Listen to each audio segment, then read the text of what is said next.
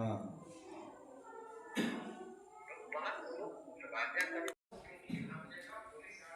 अब तो 24 जमान बिजली का क्या बचे नहीं है अब चली गई। हाँ मैंने 12 फटाई 680 बोल में हो। हाँ और क्या काम की पंचायत कैसे अकाउंट में ना अकाउंट में 3 मिनट में पेमेंट वीडियो तो कत डिजिटल पे हमरा बिग बोल है हमरा सब देखा कम जाना है कम काम वाला ये हम आएंगे कोर्ट के लिए है स्टील प्लस प्रोडक्ट में क्या हुआ कैसे रजिस्ट्री एसएमएस क्या हो गया वो हमारा देना जरूरी है हां देना तो सभी को जरूरी है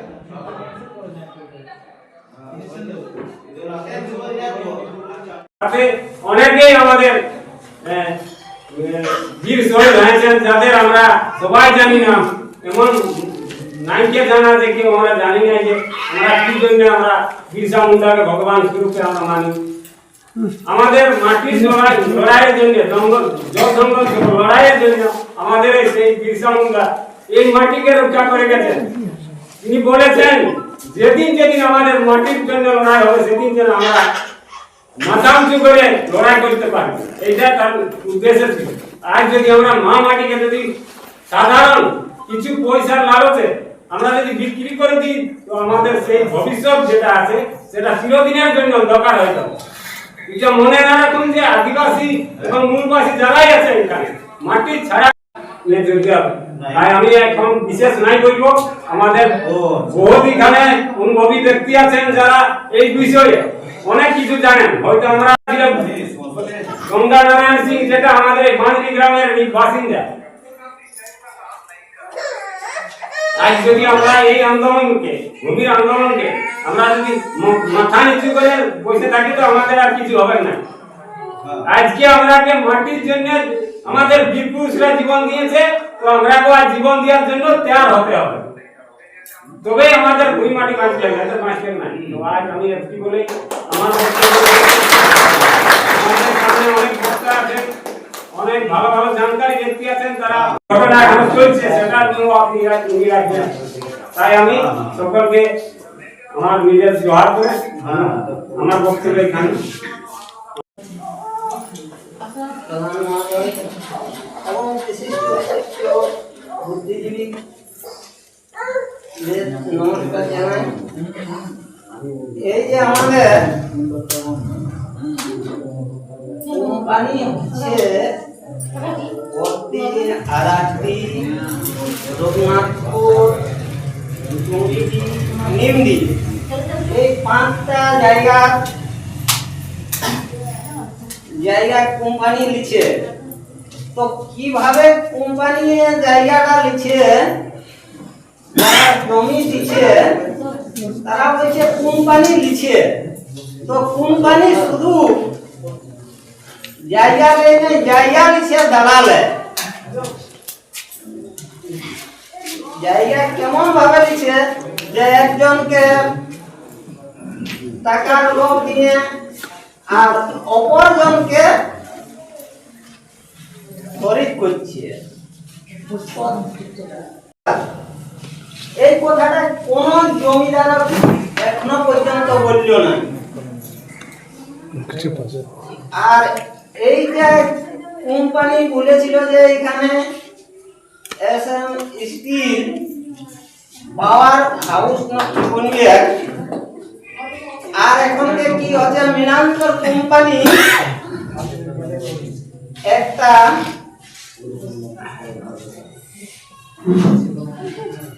লোহাবাড়ি বাজার কোম্পানি বানাচ্ছে তো এখনো পর্যন্ত সচেতন হচ্ছে না যে লোহাবাড়ির চেতড়া কেমন জিনিস চতুর্ধার রাস্তাঘাট ধুঁয়াই একদম কালো হয়ে গেছে ধান সবজি তো কিছুই হবে না পশুপালনও থাকবে না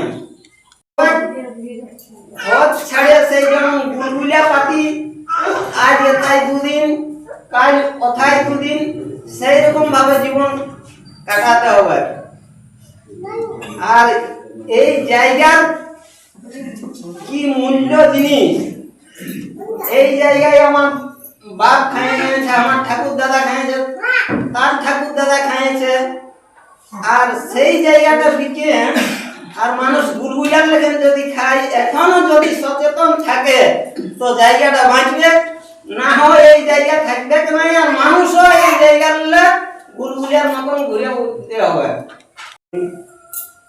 আমাদের এই লাভরা গোলাম থেকে আগুন উদ্দেশ্যের মুখে আমি কথা বলার জন্য রাখি।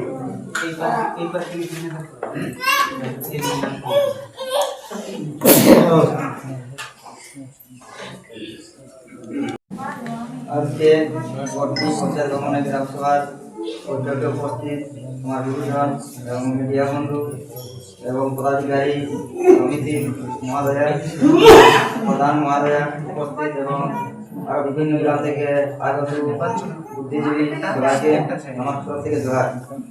আর আমার সমগ্র ভালো আছে।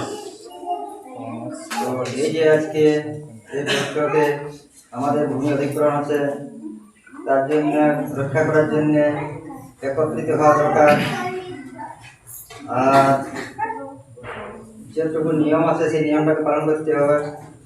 আর আমার তো বেশি জানকারি হতো নাই, তো আমাদের আরো প্রয়োজন আছে, ওনারা বলবেন যে কীভাবে এই অধিগ্রহণটাকে ঢুকতে হবে, সেই সিদ্ধান্তে আমরা আজ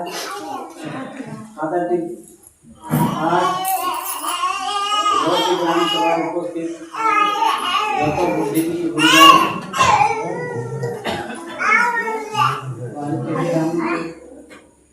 আমাদের রাধাকৃষ্ণ বাবু, ভর্তি মহোদয়,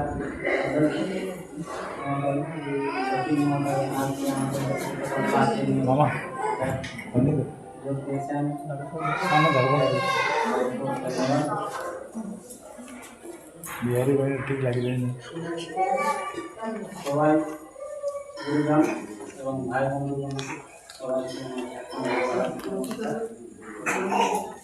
আজ যে আমাদের এসএম স্টিল কোম্পানি এখানে এসেছে, আজ আমাদের যাই হোক এমনভাবে জমি জায়গা দিচ্ছে যে ঘরে ঘরে আমরা লড়াচ্ছে, এরকমভাবে জমি জায়গা দিচ্ছে বা আমাদের দিচ্ছে, আমাদের এই ভাইদের ওরা যদি জমিতে ওইখানে ওরা 3 একর 78 জায়গাটা আমার সম্পূর্ণ বিক্রি করে দিয়েছে। বাকি আর আমাদের ভাইদের মধ্যে সুবাস নিয়ে মানে প্রধান চুলাই মানে ওকে নিয়ে আর জায়গা ছিল মোটামুটি তার 756 ডিসিপ্লি সে জায়গাটাকে উনি মানে ওকে দিয়ে থাকে যেটা বানায় সেটা দিয়ে মানে নোটিশ করে সর্বসাধারণ সূচনা করে যে কারো যদি আপত্তি থাকে তো আপত্তি করতে পারে, না সরকারি বিলে আর আপত্তি তখন আমি ওই সূচনাটা পাই, তারপরে জানকারি পাই, তখন আমরা যাই কোর্টে যাই, আমরা আপত্তি করা হয় বা কেস লড়া হয় মোটামুটি আর এক সাল মতো কেস লড়তে হলে তবে ওটা এখন ছাড়িয়ে তো সেটাই এখন আজকে যে রাখিগণ আর আমরা 3টা মানুষের পুতলা দহন করব। কার কার করব? একটা মুখ্যমন্ত্রী করব হেমন্ত সোরেনের, আর একটা রাজস্ব মন্ত্রী দীপক বিলওয়ার করব, আর আমাদের স্থানীয় এমএলএ করব। তবে ওরাকে ঝটকা পৌঁছবে, দুনিয়া সন্দেশ যাবে, তারপরে বলবেন যে ওরা মালিক রহেন, আমাদের জমি লুটছেন কেন, আমাদের বিনা অনুমতি জমি লিখছেন কেন, বহুত লোকে রাখি লেগলেন, একা একা লেগলেন। আমরা রাখিগণ আর আমরা 3টা মানুষের পুতলা দহন করব। কার কার করব? একটা মুখ্যমন্ত্রী করব হেমন্ত সোরেনের, আর একটা রাজস্ব মন্ত্রী দীপক বিলওয়ার করব, আর আমাদের স্থানীয় এমএলএ করব। তবে ওরাকে ঝটকা পৌঁছবে, দুনিয়া সন্দেশ যাবে, তারপরে বলবেন যে ওরা মালিক রহেন, আমাদের জমি লুটছেন কেন, আমাদের বিনা অনুমতি জমি লিখছেন কেন, বহুত লোকে রাখি লেগলেন, একা একা লেগলেন।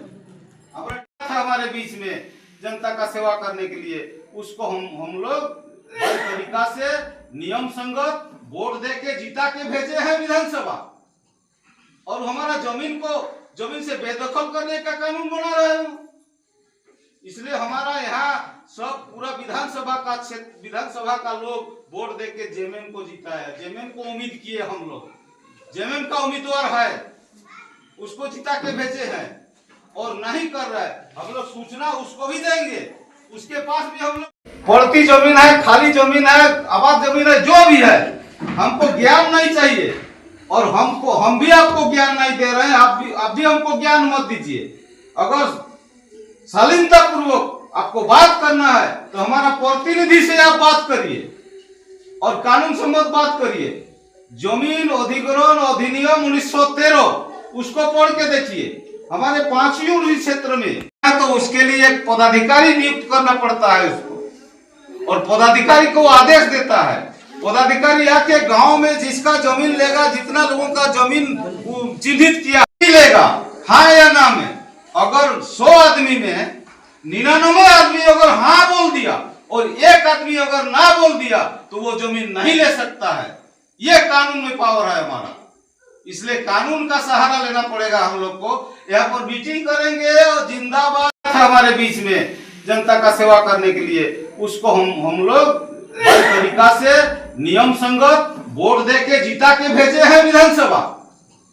और हमारा जमीन से बेदखल करने का कानून बना रहे हो।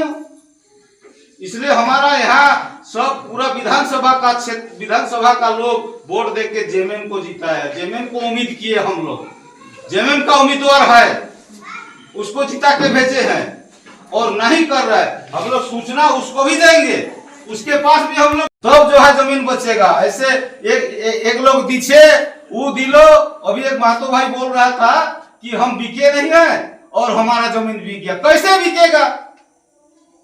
कैसे बिकेगा? वो बिक नहीं सकता है वो जमीन। नमस्कार, न्यूज लोकल 20 मैं संजय गोरे।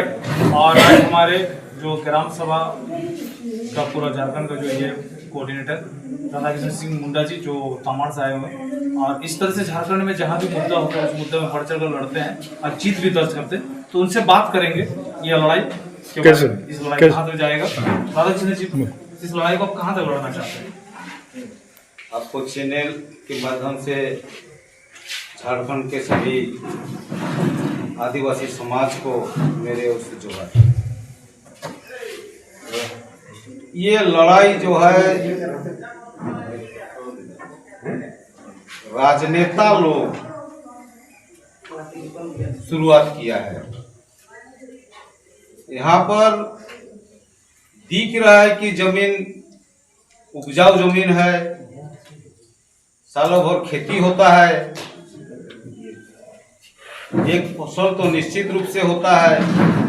ऐसे जमीन को जो है उद्योग लगाने के लिए अधिग्रहण कर रहा है कंपनी, और इसमें सबसे बड़ा दोषीदार है झारखंड सरकार और झारखंड सरकार के पदाधिकारी डीसी साहब। चूंकि हम 7 तारीख को गए थे डीसी साहब के वहाँ एक ज्ञापन देने के लिए, तो डीसी साहब वहाँ बातें नहीं करना चाहा। जब बात शुरुआत किए तो सबको रोकने का कोशिश किया और रोका भी, और हमको विशेष करके बोला कि आप ज्ञान बांट रहे हैं, हमको ज्ञान नहीं चाहिए, आप ज्ञान बांट रहे हैं, हमको ज्ञान बांटने के लिए आए हैं तो फिर बाहर चले जाइए। इस तरह का वर्ड यूज किया। तो कैसे उम्मीद करेंगे कि हमारा क्षेत्र का विकास के लिए पदाधिकारी है। तो इसलिए हम लोग मौन बनाए हैं कि और डीसी फीसी के पास नहीं जाना है, हम लोग नो सीओ के पास जाना है, नो एसडीओ के पास जाना है, हम लोग सीधा कोर्ट जाएंगे। अब डीसी साहब कोर्ट में बात रखेगा अपना। हम ज्ञान बांट रहे हैं कि जनता का हित का बात कर रहे हैं। हम एक जनता का सिपाही हैं और हम एक संगठन से जुड़े हुए लोग हैं। झारखंड ग्राम सभा सुरक्षा मंच के हम प्रदेश कोऑर्डिनेटर हैं। जहां भी इस तरह का प्रॉब्लम होता है तो लोगों ने हमको इन्वाइट करता है, वहां जाके लोगों को हम सुझाव देते हैं, रास्ता बताते हैं। तो इसलिए जो है ये लोग से कुछ काम नहीं होगा, ये लोग ये लोगों से उम्मीद नहीं है कि हमारा जमीन बचेगा। ये लोग सब जमीन बेचने में उतावला है और हमारा जमीन से बेदखल करने का उतावला, ऐसा हम लोग नहीं होने देंगे। मेरा ये विचार है। ये पता नहीं है किस अधिनियम के तहत अधिग्रहण किया जा रहा है, वो इसको बात करने के लिए ही गए थे, बात नहीं किया, एक बार बता दिया। तो फिर हम लोग वो 2013 का जो भूमि अधिग्रहण अधिनियम के आधार पर जो है हम लोग आंदोलन करेंगे। उसमें कहीं भी लिखा हुआ नहीं है कि आदिवासी क्षेत्र, अनुसूचित जनजाति क्षेत्र या CNT एक्ट क्षेत्र या 5वीं अनुसूचित क्षेत्र में कोई जमीन अधिग्रहण कर सकता है। इंडस्ट्रियल डेवलपमेंट ऑथराइज वो झारखंड में मतलब औद्योगिक विकास के लिए बनाया गया है और यहाँ से महज 40 किलोमीटर दूर है। अगर इसको मतलब सही तरीके से अगर मतलब डेवलप करना चाहता या फैक्ट्री लगाना चाहता, यहाँ का विकास चाहता, तो आइडिया का थ्रू भी जरूर हो सकता था। तो आइडिया का थ्रू नहीं करके मतलब ये जमीन ये लोग किस ये में मतलब अधिग्रहण करता है,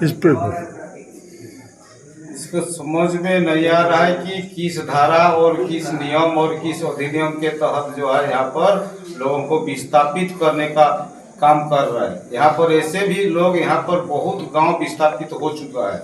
जैसे चांडिल बांध में 136 गांव जो है विस्थापित हो चुका है।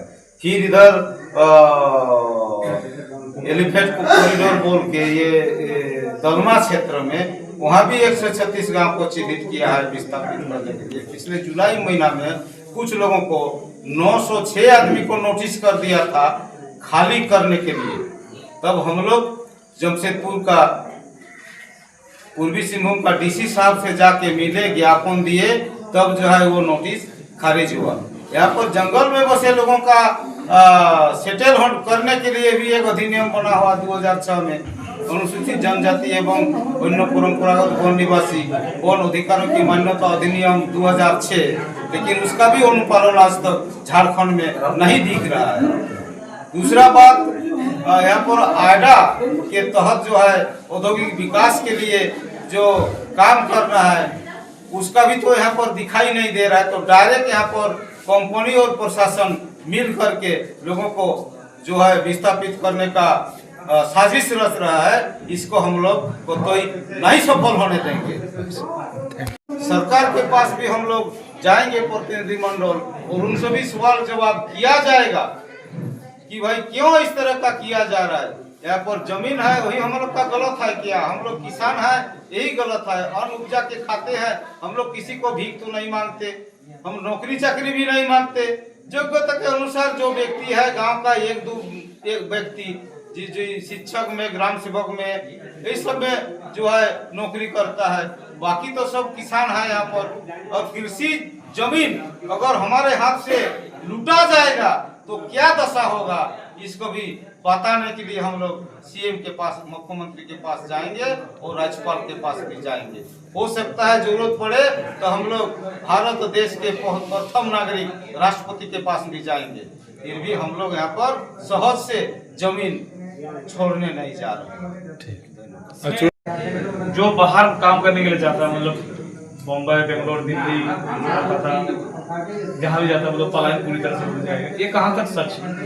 ये बिल्कुल जुमला है, बिल्कुल भी जुमलाबाजी है। आज तो टाटा कंपनी में जिसका जमीन लिया गया, कितना लोग नौकरी करता है वहाँ पर, कितना लोगों को रोजगार दिया यहाँ पर। हमारे गांव में बाल बच्चा परिवार सब लोग है, कितना लोगों को नौकरी देगा? क्या नौकरी देगा? इसका कोई क्लियर किया है? इसका कोई क्लियर नहीं है। नौकरी देने का क्लियर, नौकरी क्या देगा? झाड़ू पोछा का नौकरी देगा, उसका घर में बर्तन साफ करने का नौकरी देगा, उसको नौकरी कहते हैं। आज हमको मजदूर बनाने का काम करे। यहाँ पर अगर ये 5 गांव विस्थापित हो जाएगा तो ये 5 गांव का लोग पलायन नहीं करेगा तो क्या नौकरी देगा? यहाँ पर क्लियर करे कितना नौकरी देगा, या तो उस कंपनी से जो आमदनी होगा उसका हिस्सा देगा, क्या आज बटाई में देगा? या किसान लोग है हम लोग, अगर कोई किसान खेती करने नहीं सकता है अपना जमीन पे, तो किसी को आध बटाई में देता है। तो आध बटाई में बिना मेहनत का उसको आधा हिस्सा मिलता है। क्या वो आधा हिस्सा का जिम्मेदार है? जितना लोगों का जमीन लेगा उतना लोगों को उस फैक्ट्री में जो भी उद्योग लगाएगा उस उद्योग से जो आमदनी होगा उसका आधा हिस्सा क्या किसान को देगा?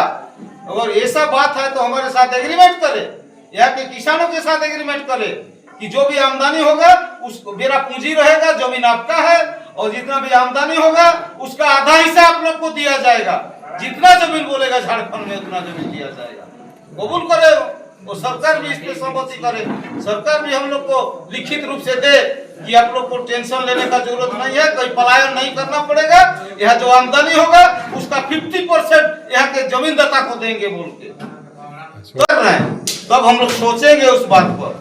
अगर ऐसा करता है तो हम लोग सोचेंगे, विचार करेंगे, उसके बाद इसका डिसीजन देंगे। सब्सक्राइब, शेयर, कमेंट करें ज़्यादा से ज़्यादा ताकि सरकार तक ये बात पहुँचे। धन्यवाद।